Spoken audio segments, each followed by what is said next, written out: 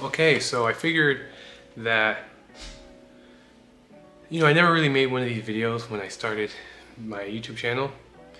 And since I'm currently going through the process of a rebranding with the channel, I think now would be a really good time to say a little bit more about what I am, what I'm making this channel for, a little bit about my backstory. And it might be I don't know how long this video is going to be, so I'm just gonna give a disclaimer that I appreciate you watching it up to this point, even though it just began, but I'm saying in the sense that thank you for sticking through the whole thing. So a little bit about myself. My name is Polo. I am 30, not officially, but I'm gonna be 30 years old. The time right now is almost 10 p.m., so I'm very tired. And I'm a father. I have 3 small children.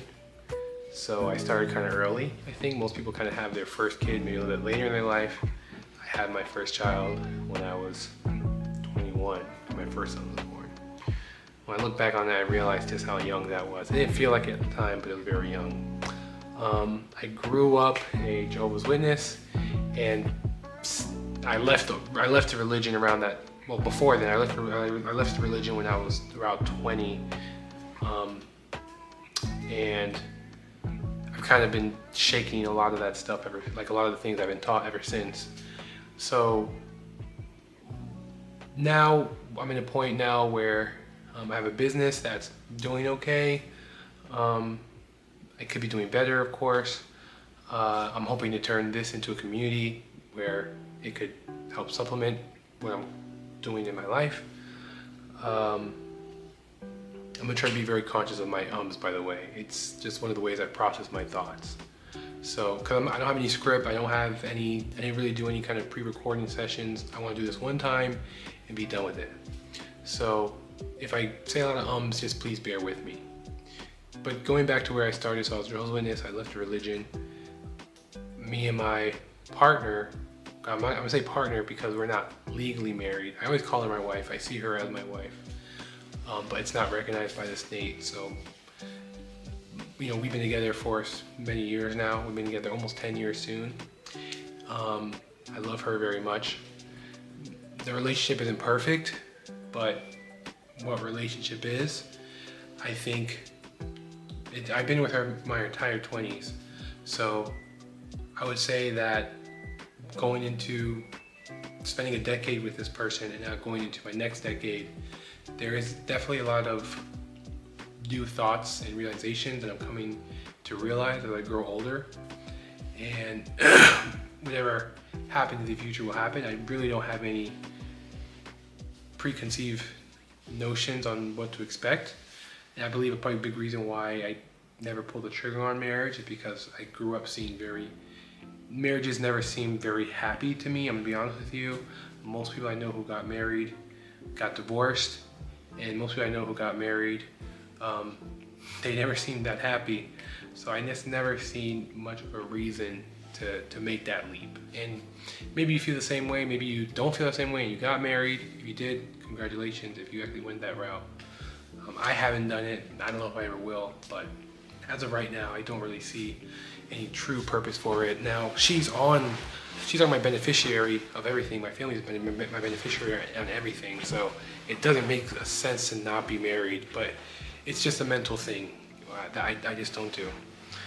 Damn, these pillows, I'm on a nugget. Anyway, so all this is important to say because if you look through my channel, a lot of my earlier videos, it never really seemed to have much of a message. It never seemed to have much of a direction. It was workout videos, but I feel like I was just talking to a younger version of myself. But now I'm getting to a point where I'm stepping into the man that I am. And being a man, to me, is to be very disciplined. It's to be hardworking. It's to be a great provider. It's to be a good example. It's to be caring, loving, gentle, firm when you need to be. It's all these things. There really isn't one kind of man. I believe a man should be much like the phases of the moon, where you have all different kinds of versions of yourself. I know that I have the capability of being whatever I put inside myself. So I'm at a point now where I'm really starting to find the strength that's naturally within me, and not just and really claim what's already mine, and not just accept what people tell me. So I brought up the Jehovah's Witness because as I was raised as a Jehovah's Witness, Alexa, stop. So I brought that up because I was raised as a Jehovah's Witness. We were really dictated. It was dictated a lot of who we are, what we want to do, what you believe, what you think, what you could wear, what you could dress, how you could do your hair, how to do your beard. Basically, if there's something in your life, there's an opinion for it. And because there are all these opinions coming down on me from the religion, from my parents, I personally never really had much of a vision for my broader life. I do believe that was a big reason why I had kids so young, is I didn't really see much of a future for myself. So because I did not see a future for myself, I acted very much in the present, which at times is very beneficial, but you should always try to have some reasonable expectation for the future.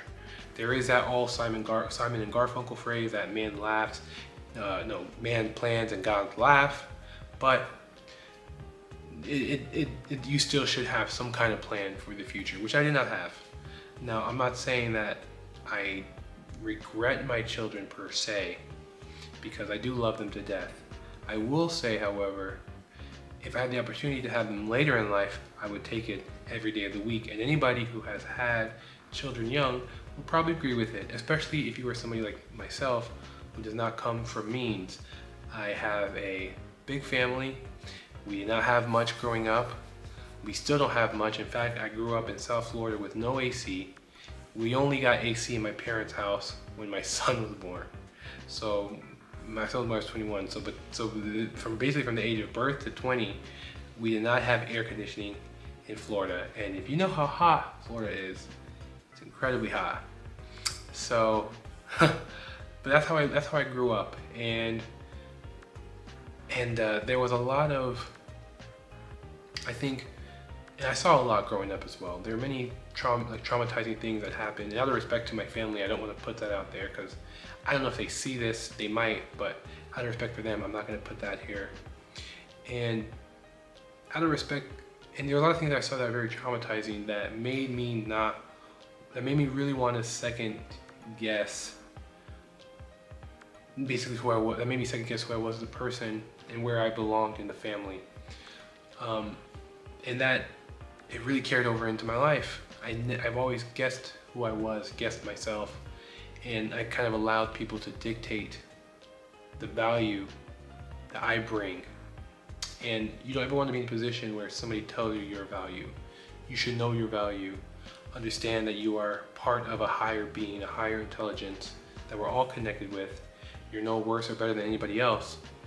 Therefore,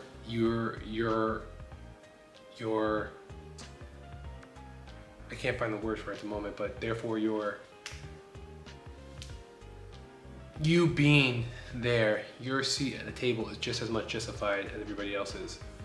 And that goes for anybody who's, whether you're the president of a company, the president of the country, or just you're a homemaker. You are exactly where you're supposed to be, where you're supposed to be. So I didn't really see that, and I always thought that everybody else was better. And the problem is when somebody is dictating your value, they will always value you less than themselves. That's just the way the world works. Very seldom are you going to find somebody who puts a higher value to you than themselves. Nobody does that. If I'm hungry and you're hungry, I'm going to make sure I eat first and then give you some food. Everybody would do that. There's nothing wrong with it. The problem is though, when you have this mentality of being second class or being less than, you're always going to approach these tables with that mindset that it's a privilege for you to be there, that you're just taking the crumbs when anybody gives you, and you're going to eat that up and eat that up.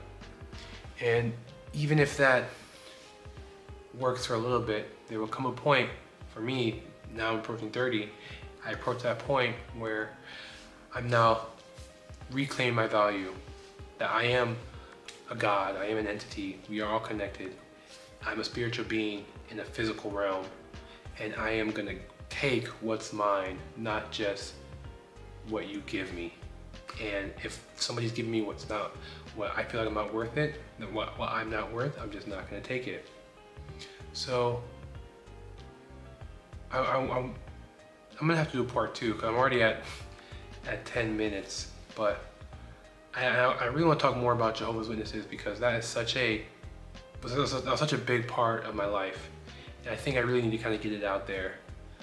So that's probably gonna be part 2, and then I'll make another video about what this whole page is about. Because yes, it's about fitness, but now part of being a man is I'm starting to make my page more about being a good father. And I always say that I've always been a strong proponent of if you discipline your body, you discipline your mind. So I'm taking that same mentality and I'm putting it out there. I want to redefine the dad bod, because I feel like society has made it okay to have this dad bod that's fat, that's unappealing, that's girthy, that's really hormonally unbalanced, because the fatter you get, the more estrogen you get, you develop breast. I want to reclaim that and show fathers that you could be athletic, you could be a real force for your household. But it starts with your everyday habits. It starts with how you treat yourself, because as the father, you are the tide that raises all the ships. And if you're not taking care of yourself, your family will suffer for it. So you have to make sure that you are taking care of yourself. And that is what this page is about. That's why I'm making this video, is because 1, I want to put out that message, and 2, I want to say a little bit about what made me get to this point. So that's going to be it for now. The next video of this, I would love to hear your comments, your questions. If you grew up in a high controlling religion, we can share that in common. If you feel like you are now getting to a point where you're starting to do what you want to do, or about what you think about the video, what you'd like me to talk about, what do you think about my mission to reclaim the dad bod, what do you feel about your upbringing? Did you grow up in a high controlling religion? How do you feel like you are carrying yourself now as a father, especially if you're a new father? When my first son was born, I didn't have my own house yet. I didn't really have anything of myself on my own, and I still get some help, but it was very difficult for me I didn't have anybody really in my corner helping me through that. I had a lot of judgment on me, a lot of negativity put on me, and I kind of had to navigate that myself. And I think a lot of young fathers out there may be going through that. So if you are having a baby, if you're expecting your first child, whether you're young or old, no matter, going on this journey as fatherhood is very interesting. So if you're having your first child, I would love to hear about it, and let's keep building each other up. With that being said, I appreciate you watching the video. Like and subscribe. I'm Polo, and I'm out.